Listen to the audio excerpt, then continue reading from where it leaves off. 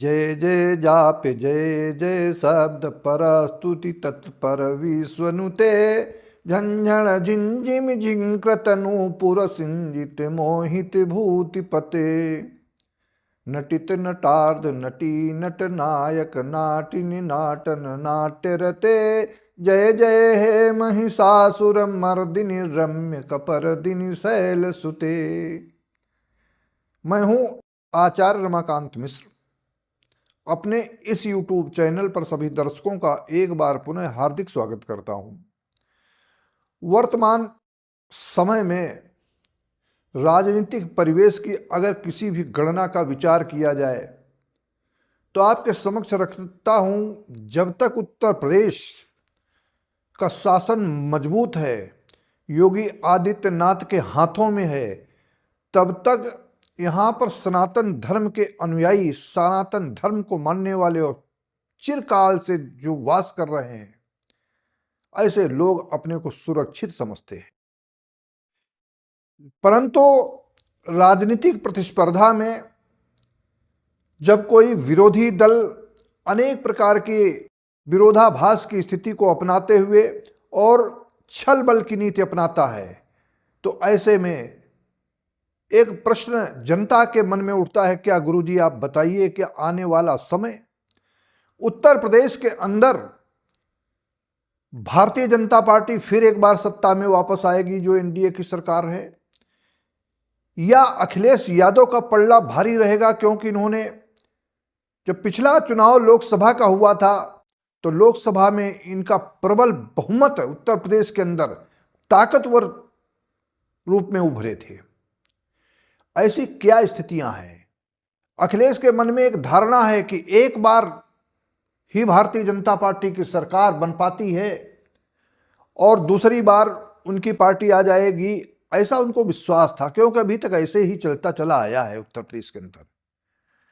लेकिन इस बार दो बार भारतीय जनता पार्टी प्रबल बहुमत के साथ में योगी आदित्यनाथ की अगुवाई में शासन कर रही है। आज मैं फिर एक बार आपके समक्ष योगी आदित्यनाथ की कुंडली का विश्लेषण 5 जून 1972 को जन्मे दिन के 12 बजे गढ़वाल जनपद में उत्तराखंड के, तब का उत्तर प्रदेश ही था। योगी आदित्यनाथ का जन्म सिंह लग्न में होता है। सिंह लग्न का स्वामी सूर्य 3 ग्रहों के साथ में बुध और शनि की युति करके दशम भाव में विराजित, कर्म भाव में कारक होकर के बैठा है। दशम का सूर्य सत्ता सुख के साथ साथ में यहां तक है मान प्रतिष्ठा और कर्म भाव को प्रभावित, आईएएस आईपीएस बड़े बड़े अधिकारी और राजनीतिक प्रतिस्पर्धा की अगर बात करें तो इनका पंचम भाव में बृहस्पति स्वराशीष होकर के बैठा है। भाग्येश इनका शुक्र है, भाग्येश शुक्र चतुर्थ भाव में। ये सारी ग्रहों की स्थिति ये नवमास चक्र का और इनका संयुक्त रूप से आज विवेचन करता हूं।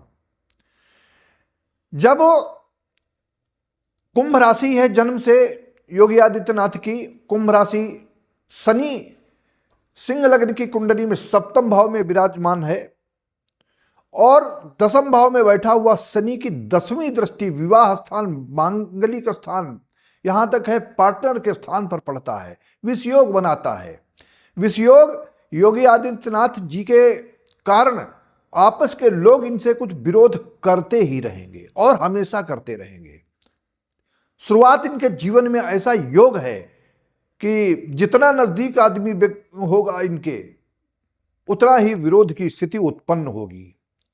यह योगी आदित्यनाथ की कुंडली दर्शाती है। लेकिन ये किस प्रकार से अपने को बचाते हुए, क्योंकि नवमांश चक्र में इनका भाग्य से शुक्र है, चतुर्थ भाव में राजनीतिक भाव में बैठा है, चंद्रमा उच्च राशि में आईएएस होकर के, और बृहस्पति ग्रह जो है वह उच्च राशि में डी चार्ट में एकादश भाव में विराजमान है। ऐसी स्थितियां हैं। आने वाला समय 2027 में जब चुनाव आपके समक्ष होंगे, अखिलेश यादव की भी शुक्र की ही महादशा चल रही है 2024 से 2044 तक, और योगी आदित्यनाथ की भी शुक्र की ही महादशा है।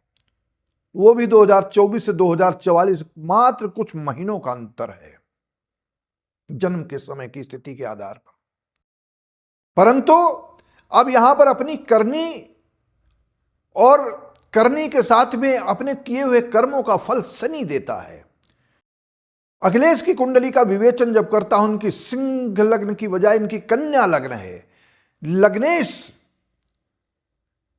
बुध इनका एकादश भाव में लाभ स्थान पर बैठा हुआ है। इस कारण से इनका दशम भाव में 4 ग्रह हैं। चंद्रमा के साथ सूर्य बैठा है, शनि बैठा है। 4 ग्रहों की युति ऐसी है कि ये आपस में एक पितृ दोष का निर्माण करती है। और पितृ दोष क्योंकि इनका अमावस्या के तुरंत बाद प्रतिपदा को जन्म हुआ है। इस सारी ग्रह स्थितियों के आधार पर जब व्यक्ति के जीवन में किसी की एक दूसरे की प्रतिस्पर्धा में उतना ही ताकतवर इंसान होता है तो ये पितृदोष बाधक बन जाता है। पहले इनको पिता के कमाए हुए राजनीतिक लाभ के कारण इनको मुख्यमंत्री बनना पड़ा था। उसके बाद दोबारा ये अपने कर्म के आधार पर नहीं जीत सके हैं अखिलेश यादव। आने वाला समय भी इनके लिए लड़ाई बहुत कठिन होगी, आपस में बड़ी प्रतिद्वंदिता होगी। दोनों का वर्चस्व अपनी अपनी सीमा में, कभी इनका पल्ला भारी कभी उनका पल्ला भारी दिखाई देगा, ये सत्य है। आज तक मैंने जितनी कुंडलियों के विश्लेषण के आधार पर, चाहे जितना प्रदेशों के चुनाव के रहे हों, मैंने अक्षरशः आपके समक्ष जब सत्यता के आधार पर आया है, छत्तीसगढ़ से लेकर के राजस्थान, मध्य प्रदेश से लेकर के राजस्थान, मध्य प्रदेश, छत्तीसगढ़ का चुनाव जब हुआ था और उसके बाद में हरियाणा का चुनाव, दिल्ली का चुनाव, बिहार का भी चुनाव संपन्न हो गया, गुजरात के भी चुनाव संपन्न हुए, मेघालय, त्रिपुरा, नागालैंड के चुनाव हुए, गोवा का चुनाव हुआ, सब में मैंने भविष्यवाणी की, अक्षरशः सत्य हुई। ये सारे हमारे यूट्यूब चैनल पर एस्ट्रो रमाकांत शास्त्री के नाम से जो वीडियोस पड़े हुए हैं, उस समय के सीटों की गणना मैंने एक एक करके बताई है। सारी सब कुछ सत्य हुई। उसी सत्यता के आधार पर आपके समक्ष एक बार फिर जनता की मांग के आधार पर आज मैं आदित्यनाथ की कुंडली का विश्लेषण इस आधार पर करता हूं और अखिलेश यादव की संयुक्त कुंडली के आधार पर किसका पल्ला भारी रहेगा। अन्य पार्टियां तो बड़ी कोसों दूर तक रहेंगी।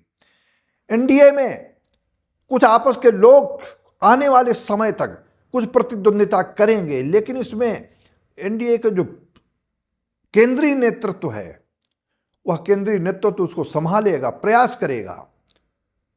और इसके साथ साथ में फिर एक बार योगी आदित्यनाथ बड़ी ही ताकत के साथ में भारतीय जनता पार्टी की अगुवाई में 2027 के में जब अप्रैल और मई में जब चुनाव संपन्न होंगे तो विजय की पताका फिर एक बार फहराएंगे। ऐसा एक ज्योतिषी गणना के आधार पर पूर्ण विश्वास है। और ज्योतिष वह विद्या है